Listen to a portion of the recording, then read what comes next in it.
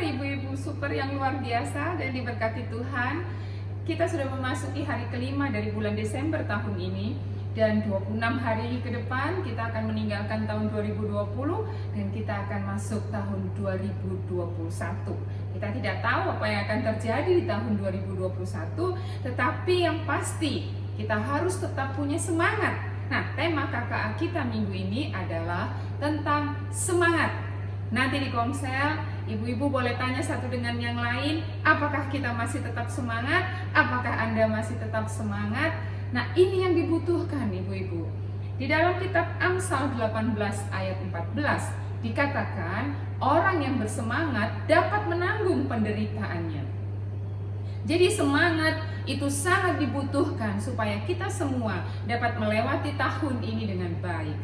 Kitab Yakobus 1 ayat 12 mengatakan, berbahagialah jika kamu ada dalam pencobaan, sebab pencobaan itu akan mendatangkan tahan uji, dan ketika kita tahan uji dalam pencobaan ini, maka kita akan menerima mahkota kehidupan yang dijanjikan Tuhan bagi mereka yang mengasihi Dia. Ibu-ibu yang dikasihi Tuhan, untuk dapat bertahan dalam pencobaan, untuk dapat tahan uji, dan akhirnya untuk menerima mahkota kehidupan yang dijanjikan Tuhan itu dibutuhkan semangat. Boleh katakan nanti bersama-sama, semangat. Nah ibu-ibu, bagaimana supaya ibu-ibu dan saya tetap bersemangat? Ada 3 hal yang akan kita lakukan bersama-sama, yang akan kita sharingkan bersama-sama di dalam kelompok KKA kita masing-masing. Yang pertama, supaya kita tetap bersemangat, jangan biarkan mulut atau respon orang tentang Anda itu mengendalikan semangat Anda. Seringkali kita merasa lemah, kita merasa down, atau kita merasa marah, membaca respon orang, mendengar respon orang tentang diri kita. Ketika di media sosial, di Facebook, di Instagram, atau di apa saja, orang berkomentar tentang diri kita, kita merasa marah, kita merasa kehilangan damai sejahtera dan sukacita. Jangan biarkan respon orang, omongan orang, komentar orang tentang diri kita mengendalikan semangat ibu-ibu dan saya. Di dalam kitab Roma 12 ayat 21 dikatakan, jangan kalah terhadap kejahatan, tetapi kalahkanlah kejahatan dengan kebaikan. Jadi kalau ada orang yang mengomentari kita dengan perkataan-perkataan yang negatif, apa yang harus kita lakukan? Nanti bahas di komsel. Bagaimana ibu-ibu meresponi tanggapan orang tentang diri masing-masing? Apakah kita lalu balas dengan kalimat yang lebih pedas lagi tentang orang itu? Atau kita justru merespon dengan baik, dengan positif, dengan kata-kata yang baik dan memberkati orang tersebut. Jangan kalah terhadap kejahatan, tetapi kalahkanlah kejahatan dengan kebaikan. Mungkin bagi ibu-ibu itu hal yang jahat menimpa kita, karena mungkin apa yang diomongin orang itu tidak seperti yang mereka pikirkan tentang kita. Tidak apa-apa, lakukan saja kebaikan. Mother Teresa berkata begini, jika orang tidak menghargai pekerjaan atau perbuatan baikmu, teruslah berbuat baik, tetaplah berbuat baik. Dan itu diperkuat oleh firman Tuhan di dalam Kolose 3 ayat 23-24. Lakukanlah segala sesuatu seperti untuk Tuhan, bukan untuk manusia. Nah, ibu-ibu nanti sharingkan bagaimana ibu-ibu selama ini meresponi pandangan orang tentang kita masing-masing ya. Dan yang kedua, bagaimana supaya kita tetap bersemangat? Selalu andalkan Tuhan. Yeremia 17 ayat 7-8. Firman Tuhan berkata begini, diberkatilah orang yang mengandalkan Tuhan, yang menaruh harapannya pada Tuhan.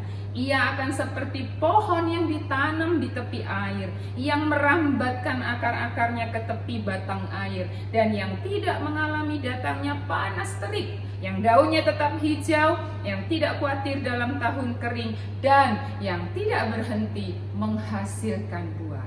Mari nanti kita sharekan di kelompok KKA kita masing-masing. dalam hidup ini sepanjang tahun ini, bagaimana kita mengandalkan Tuhan, bagaimana penyerahan diri kita kepada Tuhan.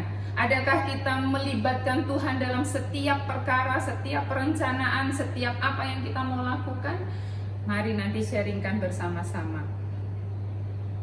Ketika ibu-ibu nanti membaca Yeremia 17 ayat 7-8, bacalah dengan pelan-pelan. Mungkin ini akan dibagikan sebelum ibu-ibu bertemu di dalam KKA. Baca pelan-pelan supaya ibu-ibu mendapatkan pewahyuan dari Tuhan. Apa yang Tuhan mau sampaikan kepada ibu-ibu secara pribadi. Lalu nanti bagikan di dalam kelompok keluarga Allah, ya. Dan yang ketiga, jangan terlalu khawatir. Jangan dikuasai oleh kekhawatiran. Matius 6 ayat 34 katakan, ya, kesusahan sehari cukuplah untuk sehari. Yesus berkata, cari dulu kerajaan Allah dan kebenarannya, maka semuanya itu akan ditambahkan kepadamu. Lalu Yesus melanjutkan berkata, ya, jangan khawatir akan apapun. Kesusahan sehari cukuplah untuk sehari. Nikmati saja hari ini bersama Tuhan, ibu-ibu. Mungkin ada persoalan yang tidak selesai dalam satu hari. Nggak usah dipikirin, tidak usah menjadi terlalu khawatir karenanya. Firman Tuhan di dalam Mazmur katakan, pergi tidur. Ketika engkau sudah berkata-kata kepada Tuhan, pergilah tidur. Artinya tenangkan jiwamu untuk hari ini. Kesusahan sehari cukup untuk sehari. Firman Tuhan katakan hari besok punya kesusahannya sendiri. Jadi kalau ada persoalan yang belum selesai hari ini, serahkan saja kepada Tuhan, andalkan Tuhan, dan kemudian tenangkan hatimu. Biarlah damai sejahtera Tuhan itu memerintah hati dan pikiranmu. Besok lihat Tuhan akan melakukan apa untuk persoalan kita. Puji Tuhan, 3 hal supaya ibu-ibu dan saya tetap semangat di dalam tahun ini, di akhir tahun 2020 ini. Jangan biarkan respon negatif orang mengendalikan semangat Anda, dan kemudian selalu andalkan Tuhan, dan jangan terlalu atau dikuasai oleh kekhawatiran. Mari tetap jaga semangat itu, ibu-ibu. Roma katakan, biarlah rohmu tetap menyala-nyala dan layanilah Tuhan. Tuhan Yesus memberkati.